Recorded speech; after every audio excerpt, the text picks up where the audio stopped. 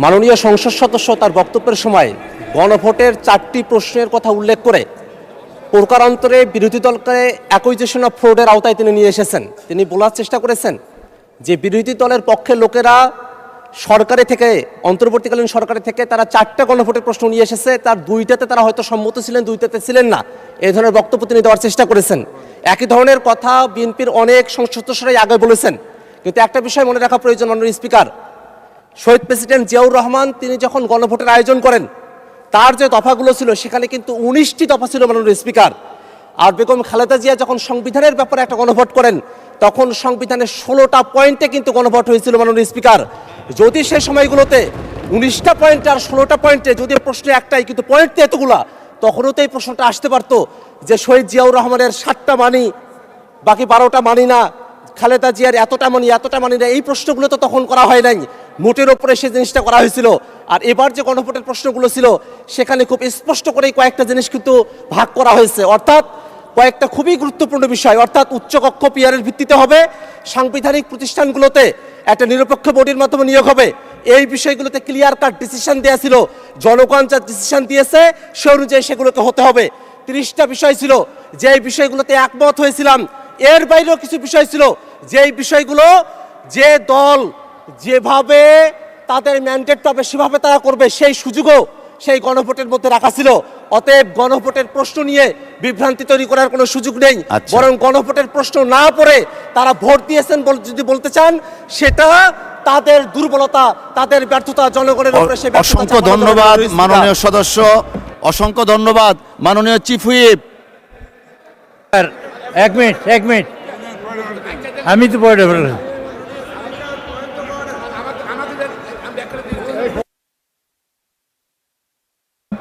মাননীয় chief whip আপনি please শেষ করেন না। মাননীয় চিফ হুইপ আপনাকে ফ্লোর দেওয়া হয়েছে। মাননীয় স্পিকার, আপনি সাকি সাহেবের বক্তব্য রাখতে দেন একটু, উনি কথা বলুক। আর যেটা বলতে চাই সেটা হলো মাননীয় স্পিকার, এটা পয়েন্ট অফ অর্ডার হয় না, এবং এটা হলো উনি বক্তব্য রেখেছেন, আবার অন্যরা যখন বক্তব্য রাখবেন তখন পাল্টা বক্তব্য রাখবেন, এটাই হলো নিয়ম। আর হলো মাননীয় দাঁড়ালেন কেন ভাই? আচ্ছা মাননীয় স্পিকার কাজে আপনি বুঝে শুনে পয়েন্ট অফ অর্ডার দেবেন। ধন্যবাদ মাননীয় স্পিকার, আপনি সাকি সাহেবের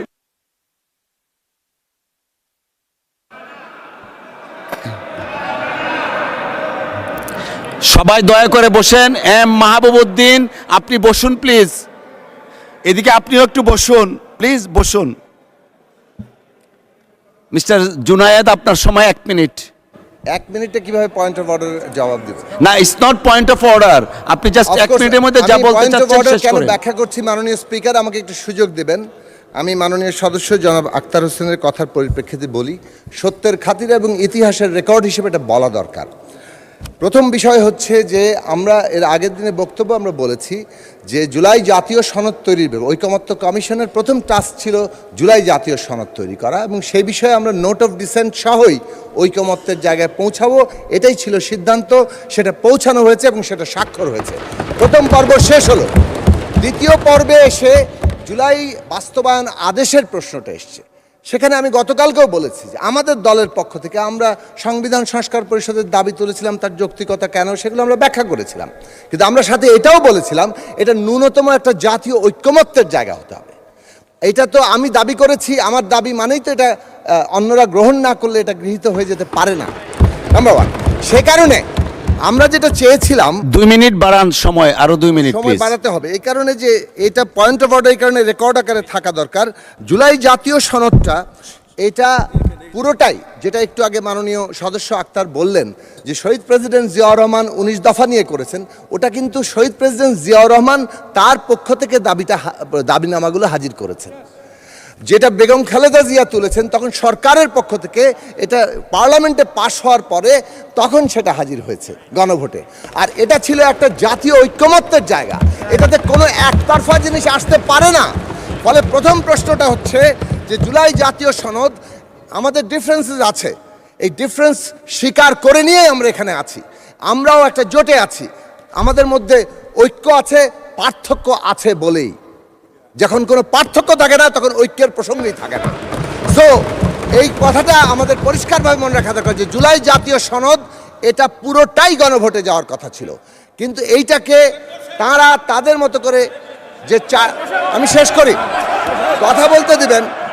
আচ্ছা মাননীয় স্পিকার আমি আপনার দিকে কথা বলছি। মাননীয় সদস্য আপনি দয়া করে বসুন। মাননীয় স্পিকার আমি আপনার দিকে বলছি একটু জি। হিস্টোরিক্যাল রেকর্ড রাখার জন্য।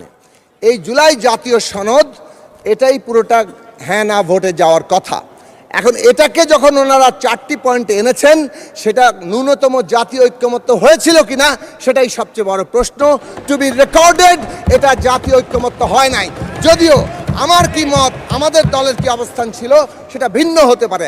আবারও বলছি, গণতন্ত্র মানে আমার প্রস্তাব যদি ঐকমত্য না হয়, আমার প্রস্তাব গৃহীত হলেও সেটা জাতীয় ঐক্যমত্য যখন ট্রানজিশনের ভিত্তি, তখন সেটা গৃহীত হতে পারে না।